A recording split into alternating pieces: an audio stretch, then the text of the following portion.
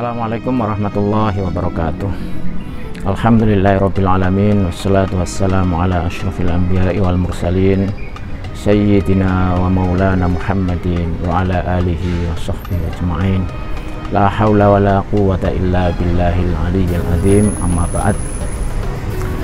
Para pemirsa yang saya cintai, alhamdulillah kita panjatkan puji syukur kehadirat Allah Subhanahu wa taala, yang mana pada kesempatan ini kita bisa bersua dan kita bisa berbincang berkaitan dengan studi Islam atau berkaitan dengan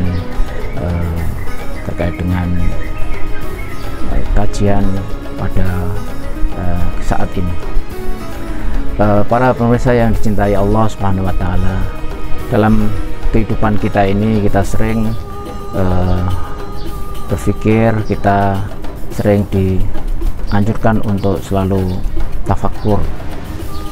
Nah, dalam konteks ini kita diminta untuk selalu introspeksi, untuk selalu memikirkan kekuasaan Allah Subhanahu wa taala, memikirkan ciptaan-ciptaan Allah Subhanahu wa taala.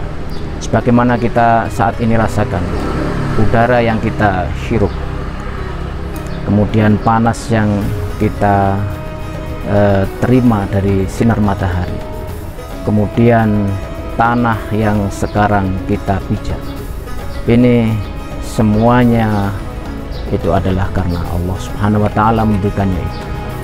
Bahkan ketika itu tidak ada, maka kita semua akan kesulitan. Ketika oksigen tidak ada, ketika udara bersih itu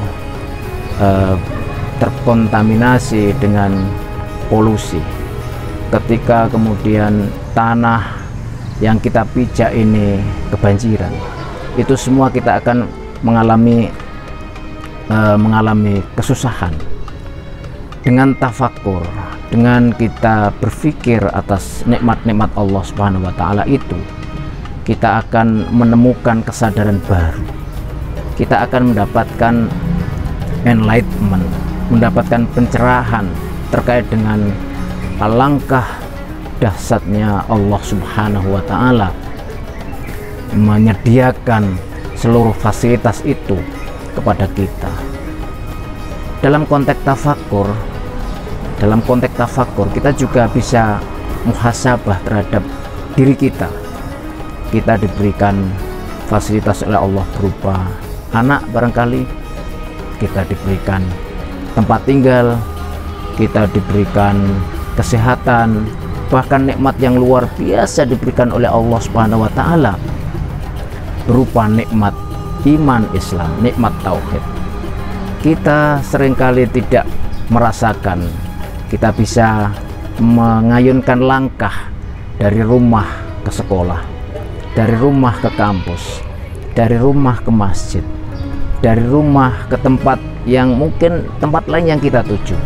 Alangkah dahsyatnya ketika kita berpikir tentang itu. Ketika kita tidak diberikan kemampuan oleh Allah Subhanahu wa taala untuk duduk saja, maka kita tidak bisa duduk.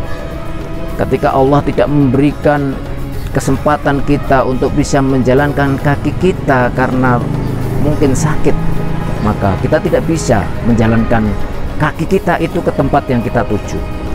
Maka kemudian hasil tafakkur ketika melihat kenyataan itu, maka yang muncul adalah la haula wala quwwata illa billah. Ketika kita melihat fenomena alam semesta ciptaannya Allah Subhanahu wa taala yang teratur, begitu teratur, begitu indah, begitu teraturnya, maka yang muncul nantinya ujung dari tafakkur kita adalah subhanallah. Karena pada prinsipnya Rabbana ma khalaqta hadza batila subhanaka faqina adzabannar. Makanya kemudian ketika kita bisa melakukan perenungan, bisa melakukan tafakkur, itu kemudian Allah dan melalui Rasulullah memberikan apresiasi yang luar biasa. Bahkan ada riwayat yang mengatakan tafakkur sa'atan khairon min ibadati sanatan. Jadi seperti itu. Artinya ketika kita bisa mentafakuri diri, memanfaatkan potensi akal, memanfaatkan potensi kalbu kita, sehingga kemudian kita mendapatkan pencerahan, semakin dekat dengan Allah Subhanahu wa Ta'ala. Dengan tafakur itu kita bisa mengupgrade kualitas spiritual kita, kedekatan kita kepada Allah Subhanahu wa Ta'ala. Dengan begitu maka kita sebagai hamba Allah bisa melakukan pendekatan yang terbaik, melakukan amanah ini dengan sebaik-baiknya. Dengan upgrade spiritual maka kita akan meningkat derajat, akan dapat memahami kehidupan dengan sebaik-baiknya, dan ujung-ujungnya adalah taat ibadah kepada Allah Subhanahu wa Ta'ala. Demikian, wal afu minkum. Wassalamualaikum warahmatullahi wabarakatuh.